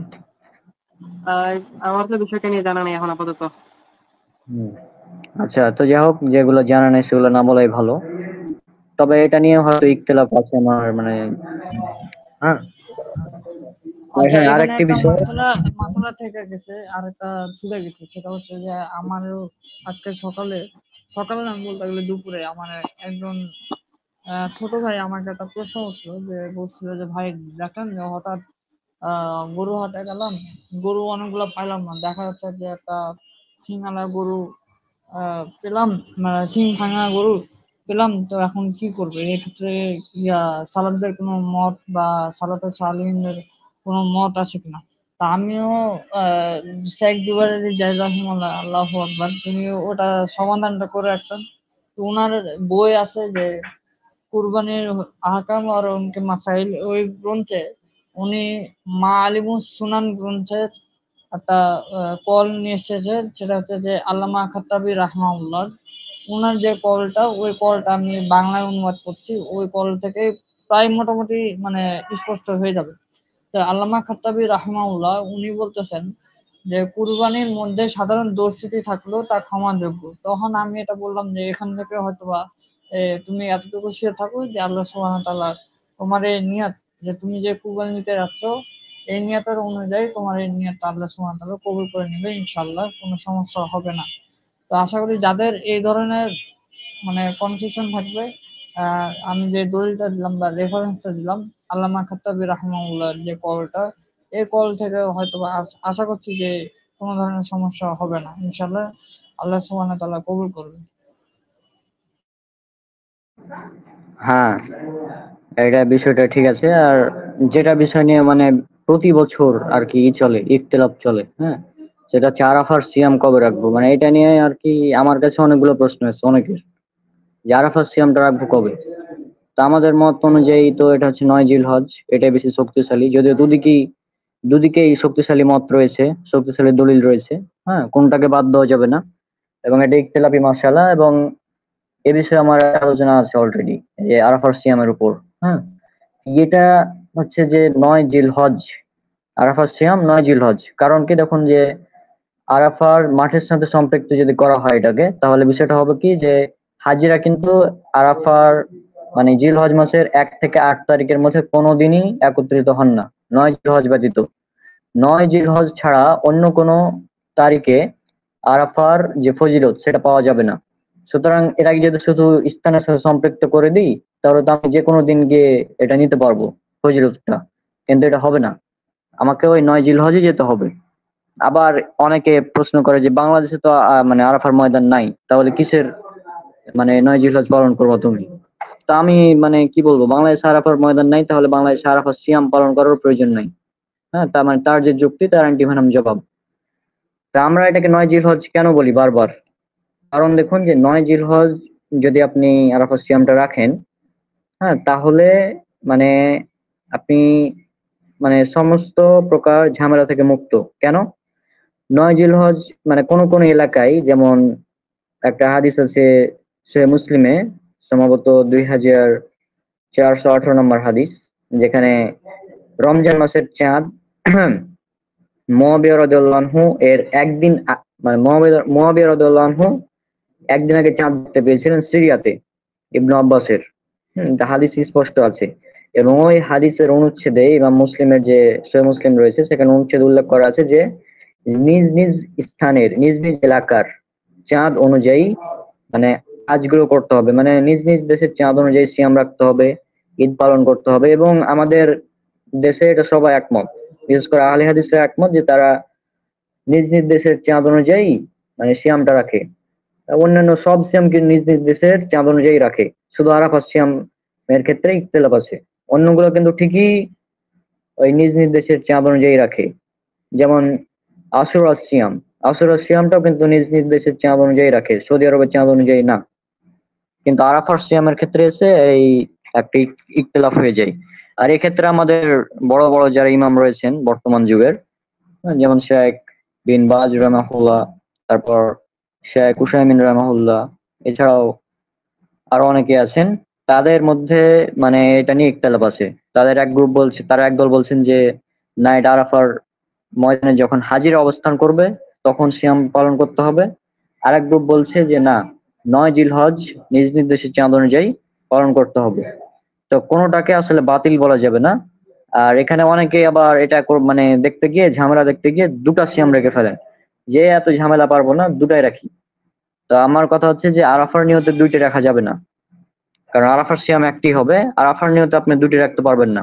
এখন আপনার কাছে যে মতটা বেশি শক্তিশালী মনে হয়, আপনার কাছে যদি মনে হয় যে না, আমি 9 জিলহজেরটা রাখবো না, আমি 8 জিলহজ যেদিন আরাফার ময়দানে হাজির অবস্থান করছে সেটাই পালন করবো, তো করেন, সমস্যা নেই। তবে যারা 9 জিলহজ পালন করছে, যেমন আমরা, এটা 9 জিলহজকে আমরা বেশি প্রাধান্য দিই, তো আমাদেরটাকেও বাতিল করার কোনো সুযোগ নেই। হ্যাঁ, আর একটা হাদিস সুনান আবু দাউদে আছে, হাদিস নাম্বার 2437, যে রাসূল সাল্লাল্লাহু আলাইহি ওয়াসাল্লাম তিনি জিলহজ মাসের 9 তারিখ পর্যন্ত সিয়াম রাখতেন। 9 তারিখ পর্যন্ত মানে জিলহজ মাসের শুরু থেকে 9 তারিখ পর্যন্ত তিনি সিয়াম রাখতেন। তো 9 তারিখের কথাটাও এখানে স্পষ্টভাবে উল্লেখ করা আছে। এখন যদি অনেকে বলে যে না, তারিখের কথা কোথাও উল্লেখ করা নাই, তাহলে এই হাদিসটা কি? তখন তারা বলবে যে না, এই হাদিসটা হচ্ছে যে মানে রাসূল সাল্লাল্লাহু আলাইহি ওয়াসাল্লাম তিনি 1 থেকে 9 তারিখ পর্যন্ত রাখতেন। তো এটা মানে ইখতিলাফ থেকে বাঁচার জন্য এটা আর একটি সুবিধা বলতে পারেন, 1 থেকে 9 তারিখ পর্যন্ত সিয়াম রাখেন, কোনো ইখতিলাফ থাকলো না। এর মধ্যে আরাফার সিয়াম সেটা আল্লাহ ভালো জানেন কবে হয়ে যাবে, নো প্রবলেম। তবে আমাদের মানে আমার এ বিষয়ে অনেকগুলো পোস্টও আছে, পাশাপাশি আমাদের উস্তাদ আহমদুল্লাহ সৈয়দপুরি হাফিজাহুল্লাহ তারও অনেকগুলো লেখনী আছে, হ্যাঁ, বিভিন্ন বক্তব্য আছে, এগুলো আপনারা দেখতে পারেন। আর আমরা আমাদের ক্ষেত্রে যে 9 জিলহজের পক্ষে যে আমরা শুধু একাই, এই বিষয়টা এমন না। হ্যাঁ, আমাদের শেখ আনোয়ারুল হক ফাইজি, হাফিজাহুল্লাহ, তিনিও এই বিষয়ে কিন্তু কথা বলেছেন এবং তিনি 9 জিলহজ নিজ নিজ দেশের চাঁদ অনুযায়ী এটাকে প্রাধান্য দিয়েছেন। এছাড়া আমাদের শায়েখ আরো আছেন, হ্যাঁ অনেকে আছেন যে যারা 9 জিলহজের পক্ষে, আবার অনেকে আছেন 8 জিলহজের পক্ষে। তো এটা ইখতিলাফি বিষয়, এটা যার যেটা শক্তিশালী মনে হয় সেটা করেন, নো প্রবলেম। তবে কেউ কাউকে বাতিল বলে একদম ঘোষণা করে দেওয়া মানে এগুলো অনেক খারাপ। হুম। তো আশা করছি আমি বিষয়টা বুঝাতে পেরেছি। আর এই বিষয়ে যদি কিছু অ্যাড করতে চাও তোমরা তো করতে পারো, যেহেতু এটা প্রতি বছর এটা নিয়ে চলে আর কি। আচ্ছা, আছো রনক বা রুকন? হ্যাঁ, আমি আছি। হুম। তো এই বিষয়ে আরো কিছু অ্যাড করতে চাও করো, কারণ এটা আসলে প্রতি বছর মানে এটা নিয়ে আর কি কি বলবো। তুমি তো বলেই দিলে যে এই বিষয়কে নিয়ে বেশি বাড়াবাড়ি করা উচিত না আসলে। এই সবাই করা বিষয়টা উচিত। নিয়ে ইখতিলাফ পূর্ববর্তী সালাফদের যুগে, আমি যেটা বলবো যে পূর্ববর্তী সালাফদের যুগে এই বিষয়টা নিয়ে কোনো ইখতিলাফ ছিলই না। এটা হ্যাঁ, ইখতিলাফ হয়েছে পরবর্তী সময়ে এসে, যখন আধুনিক ডিভাইস আসছে, হাতে অনলাইন যুগ। তারা বুঝতে পারছে যে আরাফার ময়দানটা কবে, জানতে পারছে যে সৌদিতে চাঁদ কবে উঠেছে, এগুলো যখন আমরা মোবাইলের মাধ্যমে জানতে পারছি। কিন্তু পরবর্তী 100 বছর আগে বা 200 বছর আগে বা তারও পূর্বে এটা কিন্তু জানতে পারতো না কেউ, যে আসলে সৌদিতে চাঁদ কবে উঠেছে বা কবে আরাফার দিন হবে। কেউ শিওর বলতে পারতো না এটা, কারণ চাঁদ পৃথিবীর সব জায়গায় একই দিনে ওঠে না, এটা সবাই জানি আমরা। সিয়ামের ক্ষেত্রে সেটা লক্ষ্য করে থাকি যে সিয়াম তো আমরা একদিনে রাখি না, সৌদির সাথে তা মিলিয়ে রাখি না। তো এগুলো বিষয় নিয়ে যদি একটু সালাফদের যুগে ফিরে যাওয়া যায়, তাহলে আমরা সমাধান পেয়ে যেতাম। কিন্তু আমরা যেটা করি যে শায়েখ যেটা বলেছে সেটাই সত্য, এর বাইরে কোনো কিছু সত্য না। এটা হয়ে গেছে আর কি, মানে বর্তমান যুগের কিছু সালাফিদের বৈশিষ্ট্য, যে শায়েখ যা বলছে সেটাই সত্য। তার এই বিষয়ে পড়াশোনা নাই, কিচ্ছু নাই, শায়েখের একটা ভিডিও লিঙ্ক ধরাই দিল, শায়েখ এটা বলছে মানে এইটাই। তো হ্যাঁ, এটা সত্য যে আহ, মানে আরাফার ময়দান আরাফার সাথে সম্পৃক্ত, বা আরাফাত হাজিরা আরাফার ময়দানে উপস্থিত হলে যে একটা আরাফাত দিন হবে, এই কথা বলেছে সৌদি আরবের কিছু শায়েখ, বলেছে, অনেকেই বলেছে এটা। শায়েখ বিন বাস, শেখ সুলাইমান আল রুহাইলি হাফিজাহুল্লাহ থেকে শুরু করে আরো অনেকেই মত দিয়েছে। তবে আর বিপরীতে অনেক মত দিয়েছে শেখ ইবনে উসাইমিন রহিমাহুল্লাহ, তিনি তার বিপরীত মত দিয়েছেন তিনি। তো আমি যেটা বলবো যে আসলে সালাফদের যুগে এই বিষয়টা নিয়ে ইখতিলাফ ছিল না। তারা যেটা করতো, তারা তো জানতো না যে কবে সৌদিতে চাঁদ উঠবে, কবে সৌদিতে আরাফার ময়দান হবে, এটা জানতো না এটা। যারা দূর দূর দূর দেশে থাকতো, যাদের পক্ষে জানা সম্ভব হতো না, তারা কিভাবে রাখতো?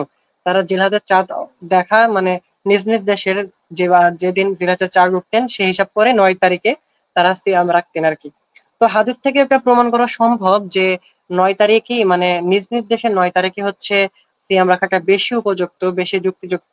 আমাদের শেখ আব্দুল্লাহ বিন আব্দুর রাজ্জাক হাফিজাহুল্লাহ, তিনি একটা সময় আরাফার ময়দানকে কেন্দ্র করে, মানে হাজিরা যেদিন ওখানে উপস্থিত হতেন সেদিনকে কেন্দ্র করেই তিনি আর কি সিয়াম রাখতেন। কিন্তু পরবর্তী তার গবেষণায় তিনি এই মত থেকে ফিরে আসছেন। এমনকি তিনি তার পিতার সাথে একমত নন এখানে। তার পিতা মনে করে, মানে আব্দুল্লাহ ইয়া শেখ আব্দুর রাজ্জাক বিন ইউসুফ হাফিজাহুল্লাহ, তিনি মনে করেন যে আরাফার সিয়ামটি হচ্ছে আরাফার সাথে খাস, অর্থাৎ হাজিরা যেদিন আরাফার ময়দানে উপস্থিত হবে সেদিনই আরাফা সিয়াম রাখতে হবে। কিন্তু এটার সাথে তিনি একমত হননি। পরবর্তীতে তিনি তার মত পরিবর্তন করেন, অর্থাৎ রুজু করেন। এমনকি তিনি নিজ নিজ দেশের 9 তারিখ মানে অনুযায়ী তাদের মানে সিয়াম রাখাকে তিনি উপযুক্ত মনে করেন। তারপরে তিনি এটা বলেন তার ভাষ্য মতে যে এটা নিয়ে বাড়াবাড়ি করা উচিত নয়, আপনার কাছে যেটা দলিলের দিক থেকে অধিক শক্তিশালী মনে হয় আপনি সেটাই মানুন।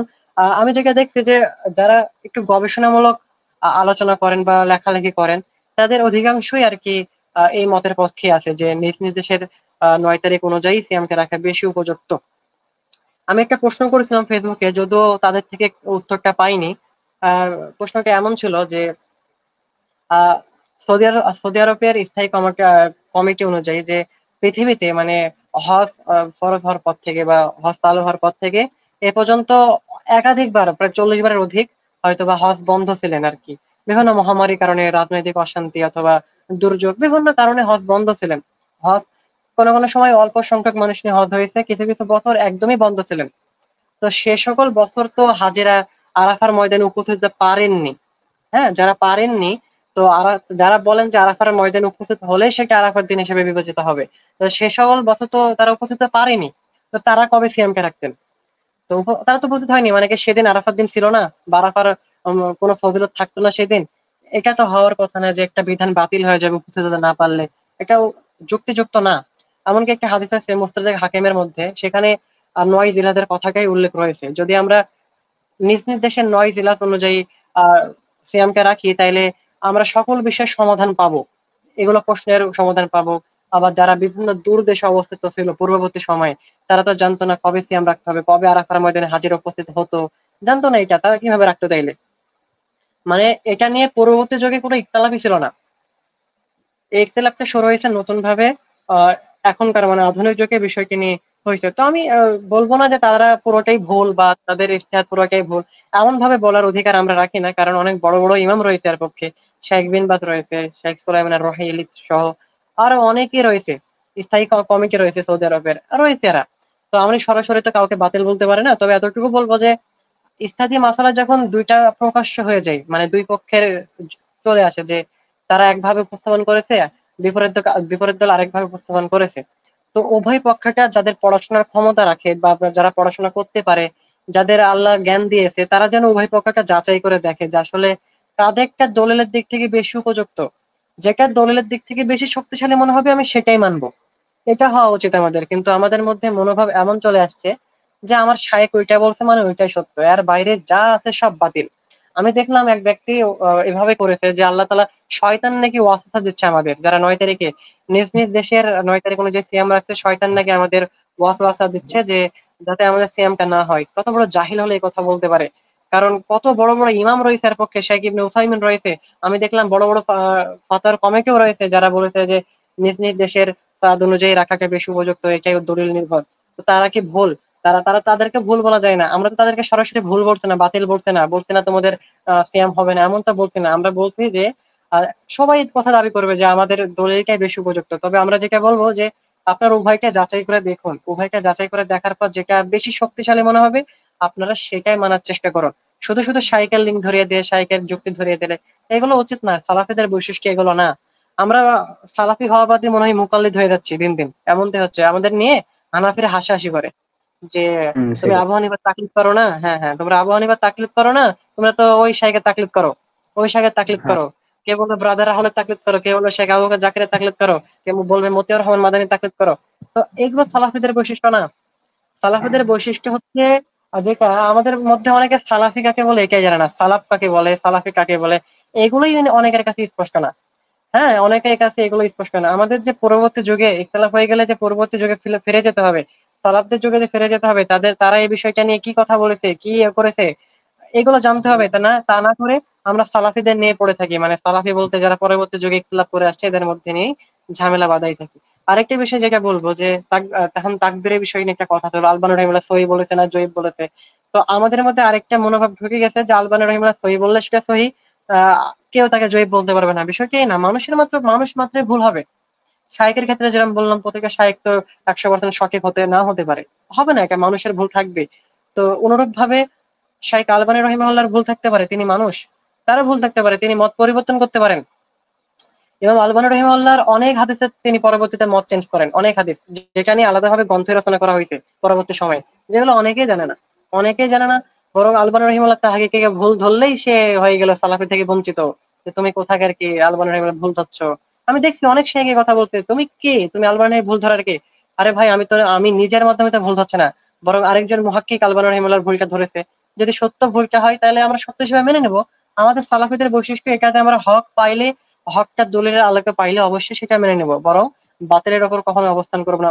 অনুরূপ ভাবে যে সকল মাসালা ইখতিলাফ রয়েছে, সে সকল মাসালা নিয়ে আমরা দেখবো যে কোনটা হকের বেশি নিকটবর্তী, সেটা যদি হকের বেশি নিকটবর্তী হয় আমরা মেনে নেব, আরেকজনকে সরাসরি বাতিল বলে দিব না যে হ্যাঁ এটাই বাতিল, তোমারটা বাতিল আমারটা সঠিক, এভাবে বলবো না। ইমামগণ কখনোই এভাবে বাতিল এভাবে বলেনি, কেউ এভাবে বাতিল বলেনি। আমি এমন অনেক মাসালা দেখাইতে পারবো যেগুলোতে আপনি সমন্বয় সাধন করতেই পারবেন না। যেমন একটা মাসালার কথা বলি যে রুকু থেকে উঠে হাত বাঁধবেন নাকি ছেড়ে দিবেন, এই বিষয়ে কোনো স্পষ্ট বর্ণনা আসেনি, একদল সালাফ বলছেন। আমি এক কথায় উত্তর দিয়ে দিই, শেখ আহমেদ বিন হাম্বল, ইমাম আহমেদ বিন হাম্বলকে প্রশ্ন করা হচ্ছে যে এক্ষেত্রে মানুষ কি করবে, রুকু থেকে উঠে হাত বাঁধবেন নাকি ছেড়ে দেবে, সে বলছে উভয় অবকাশ রয়েছে, তার মতো উভয় জায়েজ। এমন অনেক মাসালা রয়েছে যেখানে উভয়কে জায়েজ রয়েছে। সুতরাং আমরা ওই মাসালাগুলোতে সমন্বয় সাধন তো সম্ভব না, বরং কেউ হাত বাঁধলেও তাকে কিছু বলবো না, হাত ছেড়ে দিলেও কিছু বলবো না। এভাবে বলবো না যে তোমারটা বিদআত, তোমারটা হবে না, এমন ভাবে বলবো না আমরা। তো আমাদের এটা মাথায় রাখতে হবে যে হক স্পষ্ট হয়ে যাওয়ার পর আমরা হকটাকে মানবো, বাতিল আর বাতিলকে বর্জন করব। এটাই হচ্ছে সালাফদের নীতি ছিল, সালাফিদের বৈশিষ্ট্য এইটাই। আর আমাদের সকলের জন্য নসিহত এটাই যে সালাফ কাকে বলে, সালাফি কাকে বলে, এটা যেন আমরা পৃথক করতে পারি, পার্থক্য করতে পারি। আমরা যেন কোনো সালাফি আলেমকে মানে এই যুগের আলেমকে বড় বড় সালাফদের থেকে প্রাধান্য না দিয়ে বসি, কারণ তারা অনেক জ্ঞানের অধিকারী ছিলেন। ইমাম আহমেদ বিন হাম্বাল, ইমাম বুখারী, ইমাম মুসলিম, ইমাম আবু দাউদ, ইমাম নাসাই থেকে শুরু করে তারপর পূর্ববর্তী আরো অনেক ইমাম রয়েছেন যাদের নাম অনেকে জানেই না। তারা বড় বড় সালাফ ছিলেন। তো তাদেরকে যেন আমরা মানে এখনকার কারো কথা দিয়ে তাদেরকে যেন রদ না করি, বা হ্যাঁ তাদেরও ভুল হতে পারে, এটা সত্য কথা, তবে তাদের মধ্যে যেটা ব্যাপকভাবে আমল হয়েছে সেগুলোকে বিদাত না বলি। আর যে তারা যেটা হক হিসেবে মেনে নিয়েছে, তাদের মধ্যে যেসব বিষয়ে ইখতিলাফ ছিল না, সেসব বিষয় নিয়ে যেন আমরা বর্তমান সময় ইখতিলাফ তৈরি না করি। এটা হচ্ছে সকলের জন্য নসিহত। এই হচ্ছে কথা। আসসালামু আলাইকুম ওয়া রাহমাতুল্লাহ। হ্যাঁ, তো আমি আমার কথা বলি, আমি নিজেও মানে আগেই 2021-এর দিকেও আমি নিজে মনে করতাম যে এটা আরাফার ময়দানের সাথে সম্পৃক্ত। হ্যাঁ, ওইটা তখন কারণ হয়েছিল এই শায়েখদের বক্তব্য, কারণ তখন আমার ইমের মানে বেশিরভাগই ছিল শায়েখদের বক্তব্য। তো সে অনুযায়ী আমি নিজে মনে করতাম যে হ্যাঁ এটা আরাফার ময়দানের সাথেই সম্পৃক্ত। কিন্তু পরবর্তীতে আমি তখন বিভিন্ন মানে এটা নিয়ে যখন ঘাটাঘাটি করলাম, তখন দেখলাম যে আসলে দুই দিকেই মত রয়েছে, এবং 9 জিলহজ মানে নিজ নিজ দেশের চাঁদ অনুযায়ী এটাই বেশি শক্তিশালী। এবং ইমাম শাফি রহমাহুল্লাহর এ বিষয়ে একটি কলও রয়েছে, যেটা আমি মানে আমাদের এক ভাই, দিনী ভাই নূর হাবিব, তিনি পোস্ট করেছিলেন, এবং সেখানে ইমাম শাফির কলটা নিয়ে এসেছিলেন 9 জিলহজের পক্ষে। হুম। আর আমাদের শেখ আব্দুল হামিদ ফাইজি হাফিজাহুল্লাহ, তিনি তো একটা মানে বলেছেন যে 9 জিলহজ হচ্ছে ইয়ামু আরাফা, আর 10 জিলহজ হচ্ছে ইয়ামুন নাহার। তো আপনি ইয়ামু আরাফা মানে আরাফা পালন করলেন 8 জিলহজ, মাঝখানে একদিন ফাঁকা রাখলেন, আবার 10 জিলহজে পালন করছেন আপনি ঈদুল আজহা।